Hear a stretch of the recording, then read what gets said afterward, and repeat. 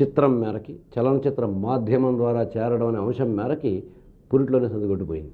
కారణం ఏంటంటే ఆ చిత్రం కమర్షియల్గా విజయవంతం కాలేదు, ఎక్కువ మందికి జనానికి చేరలేదు. అంతేకాకుండా ఈ పాటలో నేను ఒరిజినల్గా రాసినటువంటి కొన్ని భావాల్ని వాళ్ళకు అనుగుణంగా వాళ్ళ బలవంతం మీద మార్చవలసి వచ్చింది.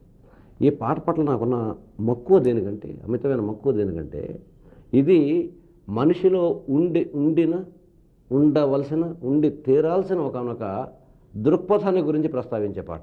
అది ఆశావహ దృక్పథం. అది మనిషిలో ఎందుకు ఉండాలి అంటే, జీవితం అనేది ప్రతి క్షణం పోరాటమే, స్ట్రగుల్ ఫర్ ఎగ్జిస్టెన్స్. నీ ఉనికి కోసం ప్రతి క్షణం ప్రకృతితోటి, సమాజంతో, కాలంతో ప్రతి క్షణం కూడా నువ్వు పోరాడుతూనే బతకగలగాలి. ఈ పోరాటాన్ని మనం పుట్టినవాడు గిట్టక మానడు అనేటువంటి ధర్మశాస్త్రాన్ని, మెట్ట వేదాంతాన్ని పట్టుకుని ఏ క్షణంలోనైనా ఏ రోజైనా చచ్చిపోతాం కాబట్టి మనం ఇంకా ఏ పని చేయకుండా బతకం అని కూర్చోడు మనిషి. మనం ఈ క్షణంలో ఇప్పుడు బోటలేదు కదా, తర్వాత వచ్చినప్పుడు చూసుకుందాం, కనుక ఇప్పుడు బతుకుతాం అనేటువంటి ఒక విచిత్రమైన ఆశ. ఆ ఆశే మనిషికి శ్వాస. ఒక చీమ నుంచి, ఒక పిట్ట నుంచి, ఒక చెట్టు నుంచి, మట్టి నుంచి చీల్చుకొచ్చే ఒక విత్తనం నుంచి వీటన్నిటిని చూస్తూ మనం నేర్చుకోవాల్సింది చాలా ఉంది. ఈ పోరాటమే జీవితం. ఈ పోరాటంలో ఏ క్షణంలో కూడా ఓటమికి గాయం కానీ, లేకపోతే ఆ క్షణంలో అలసిపోవటం కానీ ఓటమికి చిహ్నం కాదు. అది తిరిగి కాసేపు విరామం తీసుకుని తిరిగి ప్రారంభించమని సాలీడు కాదు, అందరికీ తెలిసిందే. అందువల్ల ఎప్పుడు ఒప్పుకోవద్దురా ఓటమి అంటూ ఈ పాట నాకు చాలా ఇష్టమైన పాట. నేను రాసిన పరిపూర్ణమైనటువంటి పాట ఆ సినిమాలో లేకపోవటం మూలాన్ని నేను పాడి వినిపిస్తున్నాను. ఎప్పుడూ ఒప్పుకోవద్దురా ఓటమి, ఎప్పుడూ వదులుకోవద్దురా ఓరిమి,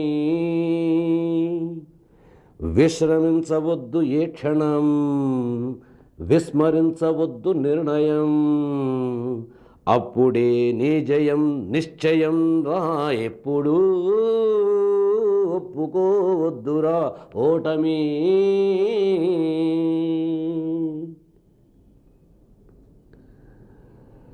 నింగి ఎంత పెద్దదైన రివ్వుమన్న గువ్వ పిల్ల రెక్క ముందు తక్కువేనురా, నింగి ఎంత పెద్దదైన రివ్వుమన్న గువ్వ పిల్ల రెక్క ముందు తక్కువేనురా, సంద్రమెంత గొప్పదైన ఈదుతున్న చేప పిల్ల మొప్ప ముందు చిన్నదేనురా, పశ్చిమాన పొంచి ఉండి రవిని మింగు అసుర సంధ్య ఒక్కనాడు నెగ్గలేదురా, గుటక పడని అగ్గి ఉండ సాగరాల నీదుకుంటూ తూరు పింట తేలుతుందిరా, నిశావిలాసం ఎంతసేపురా, ఉషోదయాన్ని ఎవ్వడాపురా, రగులుతున్న గుండె కూడా అగ్నిగోళమంటిదేనురా, ఎప్పుడూ ఒప్పుకోవద్దురా ఓటమి. నొప్పి లేని నిమిషమేది, జననమైన మరణమైన జీవితాన అడుగు అడుగునా. 50 కేజీలు, 60 కేజీలు, 70 కేజీలు, 80 కేజీలు ఉన్నటువంటి శరీరాన్ని నేను ఎందుకు భరించాలి, నాకు నొప్పి కాదా అని కాళ్ళు అంటే మనిషి కదలగలడా? సో ప్రతి క్షణంలో, పుట్టినప్పటి నుంచి జీవితంలో ప్రతి క్షణంలో చేసే ఏ పనిలోనైనా కష్టపడి ఆ అన్నాన్ని కలిపి పెద్ద ఎక్సర్సైజ్ చేసి అది నీకు తీసుకొచ్చి మూతికి అందించాలని చేతులు అంటే ఈ కథ మనం చిన్నప్పుడు చేసుకున్నాం. ఈ అవయవాలన్నీ కూడా కడుపు మీద యుద్ధం చేసినటువంటి కథను మనం చదువుకున్నాం. సో నొప్పి లేకుండా అన్నీ అమిరిపోవాలంటే అమరదేవి కూడా మనం ఊపిరి తీసుకోవటానికి కూడా ఒక ప్రయత్నం చేయాల్సిందే.